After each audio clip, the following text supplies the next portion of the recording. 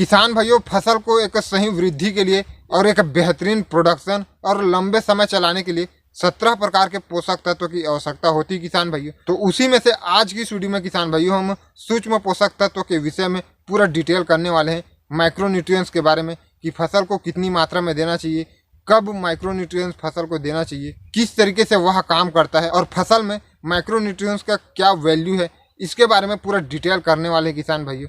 तो वीडियो को कंप्लीट देखिएगा किसान भाइयों, तभी आपको सभी जानकारी सही विधि से समझ में आ पाएगी।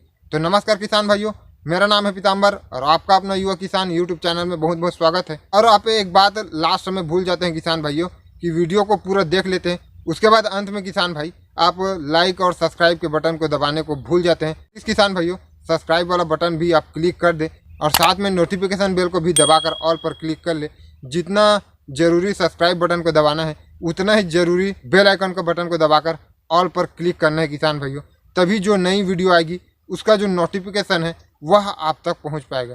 तो चलिए किसान भाइयों वीडियो में आगे बढ़ते हैं। तो किसान भाइयों, माइक्रोन्यूट्रिएंट्स का आवश्यकता फसल में बहुत ही कम मात्रा में पड़ता है, लेकिन उसका आवश्यकता जो है बहुत ही जरूरी है किसान भाइयों। बहुत स्टेज पर आपको फसल पर माइक्रोन्यूट्रिएंट्स की कमी देखने को मिलती ही है। बोरान, आयरन और इस सभी प्रकार के चीज़ों का जो माइक्रोन्यूट्रिएंट्स में तत्व पाए जाते हैं उसका कमी फसल में अवश्य पड़ती है किसान भाइयों। चाहे वह कोई भी फसल हो, चाहे वह सब्जी वर्गीय फसल हो या फिर अनाज वर्गीय फसल हो, जो भी प्रकार का फसल हो उसमें माइक्रोन्यूट्रिएंट्स की कमी पड़ती है किसान भाइयों। माइक्रोन्यूट्रिएंट्स सिस्टमिक तरीके से काम करता है किसान भाइयों। वह फसल के अंदर जाकर धीरे धीरे काम करता है किसान भाइयों। और माइक्रोन्यूट्रिएंट्स ऊपर से जब आप स्प्रे करते हैं वह ऊपर से नीचे की तरफ जाता है किसान, और नीचे की तरफ जाके वहाँ से फिर ऊपर की तरफ आता है। इस तरीके से माइक्रोन्यूट्रिएंट्स काम करता है किसान भाई। और जो अपना हम ड्रिंचिंग करते हैं, जो अपना मुख्य पोषक तत्व होता है उसको हम जब ड्रिंचिंग करते हैं तो वह जड़ों से होकर ऊपर की तरफ जाता है किसान भाई। और जो अपना माइक्रोन्यूट्रिएंट्स है वह ऊपर से नीचे की तरफ जाता है और नीचे से फिर ऊपर की तरफ आता है। तो माइक्रोन्यूट्रिएंट्स मार्केट में अलग अलग नाम से बहुत ही सारे हैं किसान भाइयों। तो उसमें से हम ज़्यादातर किसान भाइयों उक्साल माइक्रोमिक्स का इस्तेमाल ज़्यादातर करते हैं। वह स्वाल कंपनी का आता है किसान भाइयों और उसका रिजल्ट भी बहुत ही बेहतरीन हमको मिलता है। उसमें nitrogen 11.4%, phosphate 11.4%, potassium 8.6%, cobalt 0.0006%, copper 0.15%, boron 0.71%, iron 0.031%, manganese 0.026%, मोलाब्डेनम 0.002%, zinc 0.71% पाया जाता है किसान भाइयों।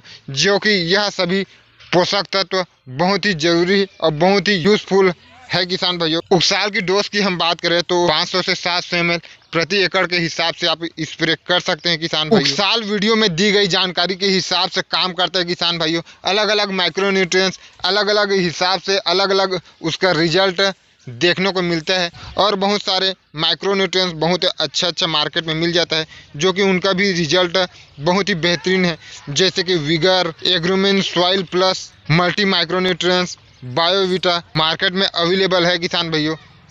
इस तरीके का बहुत सारा माइक्रोन्यूट्रिएंट्स, मल्टी माइक्रोन्यूट्रिएंट्स मार्केट में अवेलेबल है किसान भाइयों। इसकी ज़रूरत फसल में अवश्य पड़ती है। इसकी कमी आपको समय समय पर देखने को मिलती है किसान भाइयों। जब बोरान का कमी होता है तो वैसे में फल सड़ने या फिर गलने इस तरीके का जो समस्या आता है वह बोरान की कमी की वजह से आता है किसान भाई। फल का टेढ़ा मेढ़ा होना, फल में एक साइड से कालापन होना, में किसान भाइयों इस तरीके से जिसका जो कलिया है, फूल है, वह ड्रॉप होने लगती है और बहुत सारी समस्या आने लगती है, फल खराब होने लगता है। तो यह सब माइक्रोन्यूट्रिएंट्स की कमी किसान भाइयों। फसल को उसकी एक उचित समय पर उसकी आवश्यकता अवश्य पड़ती है, चाहे जो भी फसल हो। और एक बात का आपको और विशेष रूप से ध्यान रखना है किसान भाइयों कि अगर आपके फसल में किसी भी तरीके का कोई तनाव है तो वैसे परिस्थिति में माइक्रोन्यूट्रिएंट्स भी सही तरीके से काम नहीं करता किसान भाइयों। तो आपको माइक्रोन्यूट्रिएंट्स के स्प्रे से पहले आपको यह समझना है कि आपके फसल में किसी भी तरीके का कोई तनाव तो नहीं है। तो वैसे स्थिति में आपको Megafol anti stress and growth activator का स्प्रे कर लेना है किसान भाइयों, जो वेलेग्रो कंपनी का आता है। उससे जो आपका फसल में हर प्रकार का जो तनाव रहेगा वह पूर्ण रूप से खत्म हो जाएगा। तो आपको एक संतुलित मात्रा में किसान भाइयों मुख्य पोषक तत्व के साथ साथ आपको माइक्रोन्यूट्रिएंट्स भी देना चाहिए किसान भाइयों। आपने देखा होगा फूल सेटिंग के समय फूल मुरझा जाता है, फूल गिरने लगता है, झड़ने लगता है, ठीक तरीके से उसमें फ्रूट से सेट नहीं होते।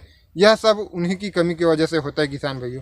तो अगर आप समय पर माइक्रोन्यूट्रिएंट्स का स्प्रे कर देते हैं तो आप इन सब समस्या से दूर रहेंगे किसान भाइयों। संतुलित मात्रा में सभी को बनाए रखना बहुत ही आवश्यक है किसान भाइयों। अब बात कर लेते हैं कि हमको जब स्प्रे इसका कब करना है। तो इसका स्प्रे किसान भाइयों जब आपका फसल फ्रूटिंग स्टेज पर आ जाता है उस समय आपको कम से कम 15 दिन से 20 दिन के गैप में आपको माइक्रोन्यूट्रिएंट्स स्प्रे करते रहना चाहिए। क्योंकि अगर आप पहले जब स्प्रे कर देते हैं तो आपका फसल जो है बहुत तेज़ी से ग्रोथ होने लगेगा किसान भाइयों। तो वैसे में आपको थोड़ी दिक्कत और बढ़ जाएगी किसान भाइयों। तो वैसे में आप जब फ्रूट से सेटिंग पर आ जाए उस समय आप माइक्रोन्यूट्रिएंट्स का स्प्रे करें और उसके बाद जब तक फूल और फ्रूट्स आते रहेंगे तब तक किसान भाइयों आपको 15 से 20 दिन के गैप में माइक्रोन्यूट्रिएंट्स का स्प्रे आपको करते रहना चाहिए किसान भाइयों। अगर आप चाहें तो किसान भाइयों जो 17 पोषक तत्व किस तरीके से काम होता है, कौन से तत्व का कितना महत्व रहता है, उसके बारे में अगर आप चाहें तो हम पूरा एक डिटेल वीडियो ला सकते हैं जिसमें हम पूरे 17 पोषक तत्व का कौन से स्टेज पर क्या काम रहता है, कौन से पोषक तत्व का कितना महत्व रहता है, उसके बारे में हम एक डिटेल वीडियो ला देंगे। तो उसके लिए आप कमेंट करें, अगर आप चाहें तो हम उसके बारे में एक पूरा डिटेल वीडियो ला सकते हैं किसान भाइयों। आज की इस वीडियो में किसान भाइयों हम मात्र माइक्रोन्यूट्रिएंट्स के बारे में बात कर रहे हैं, सूक्ष्म पोषक तत्व के बारे में। तो उसको आप इस तरीके से मैनेजमेंट के साथ एक संतुलित मात्रा में देते हैं किसान भाइयों तो आपका फसल एक लंबे समय तक चलेगा और आपका जो फल फ्रूट्स का जो क्वालिटी रहेगा वह भी एक बेहतरीन रहेगा। और आपको ध्यान में यह भी रखना है किसान भाइयों कि आपको ज़्यादा मात्रा में भी माइक्रोन्यूट्रिएंट्स नहीं देना है। एक सीमित मात्रा में जब आपको लगे कि फसल में अब माइक्रोन्यूट्रिएंट्स की कमी आपको देखने को मिल रही है वैसे परिस्थिति में ही आप इसका स्प्रे कर सकते हैं किसान भाइयों। अगर आप लगातार इसका स्प्रे करते हैं तो आपको वैसे में समस्या हो सकती है किसान भाइयों। अब बात यह आती है किसान भाइयों कि हम माइक्रोन्यूट्रिएंट्स को क्या ड्रिप के माध्यम से भी ज़मीन पर दे सकते हैं या फिर हमको स्प्रे के माध्यम से ही देना होता है। तो आप दोनों तरीके से आसानी के साथ दे सकते हैं किसान भाइयों। अगर आप चाहें तो ड्रिप के माध्यम से भी माइक्रोन्यूट्रिएंट्स दे सकते हैं या फिर आप स्प्रे के माध्यम से भी दे सकते हैं। लेकिन मैं रिकमेंड करूंगा किसान भाइयों कि आप स्प्रे के माध्यम से ही माइक्रोन्यूट्रिएंट्स दें, उससे जो उसका रिजल्ट है वह बेहतर रहेगा किसान भाइयों। जब आप ड्रिप से देते हैं उससे बेहतर ही रिजल्ट आपको स्प्रे के माध्यम से जब आप माइक्रोन्यूट्रिएंट्स देते हैं उसमें रिजल्ट थोड़ा बेहतर आता है किसान भाइयों। तो इस तरीके से किसान भाइयों आप माइक्रोन्यूट्रिएंट्स दे सकते हैं। तो बस किसान भाइयों उम्मीद है आपको यह वीडियो पसंद आई हो। अगर आपका किसी भी तरीके का कोई सुझाव हो तो नीचे कमेंट सेक्शन में कमेंट कर सकते हैं और वीडियो अच्छा लगे तो एक लाइक कर दे और ज़्यादा से ज़्यादा किसान भाइयों तक फेसबुक व्हाट्सएप पर शेयर करें।